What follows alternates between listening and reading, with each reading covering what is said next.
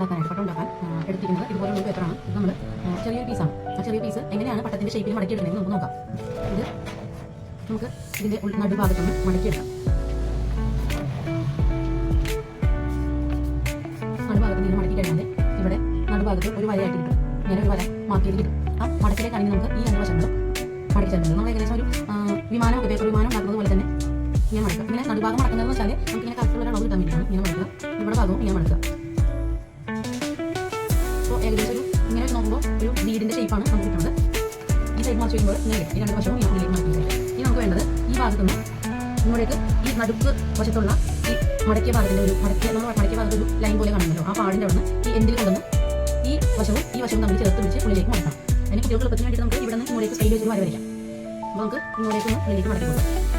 അതിലൂടെ തിരിച്ചാൽ അറിയാൻ പറ്റും തിരിഞ്ഞ് പോയിട്ടുള്ളത്. ഈ വരയുടെ അവിടെ അറിയാൻ പറ്റും. കുറച്ച് ഭാഗം തിരിഞ്ഞ് പോയിട്ടുണ്ട്. ഇത് കറക്റ്റായിട്ട് നമുക്ക് മടക്കി കൊടുക്കാം. ഇവിടെയും ഒരു മൂലഭാഗം വന്നിരിക്കുന്നത്. ഇവിടെയും ഒരു കോണും ഇവിടെ ഒരു കോണും. ഇവിടെ നമുക്ക് കോണൊക്കെ എടുക്കാം. അത് നമ്മൾ ഇവിടെ നിന്ന് മുകളിലേക്ക് വരച്ചു കൊടുക്കാം. ഇവിടെ കുറച്ച് ഭാഗം തള്ളിയായിരിക്കും. കറക്റ്റ് ഇങ്ങനെ വരയ്ക്കുമ്പോൾ കുറച്ച് ഭാഗം തള്ളിയായിരിക്കും. അപ്പോൾ അത് കുഴപ്പമില്ല. നമുക്ക് മടക്കി കൊടുത്തു കൊടുക്കാം. മടക്കി ഇങ്ങനെ വെച്ച് മടക്കുമ്പോൾ നമുക്ക് ഇത് ഇവിടെ മുട്ടുന്ന രീതിയിലായിരിക്കും. നമ്മൾ ഏകദേശം അങ്ങനെ മടക്കി വരുമ്പോൾ എവിടെയെങ്കിലും ഏറ്റക്കുറച്ചിലുകൾ ഉണ്ടാവും. നമ്മൾ തന്നെ ഫിനിഷ് ചെയ്യാം.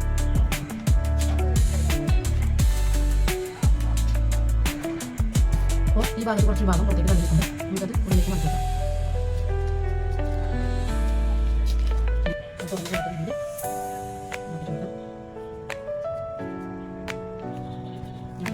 അപ്പോൾ ഇതാണ് നമ്മുടെ പട്ടത്തിൻ്റെ ഷേപ്പ്.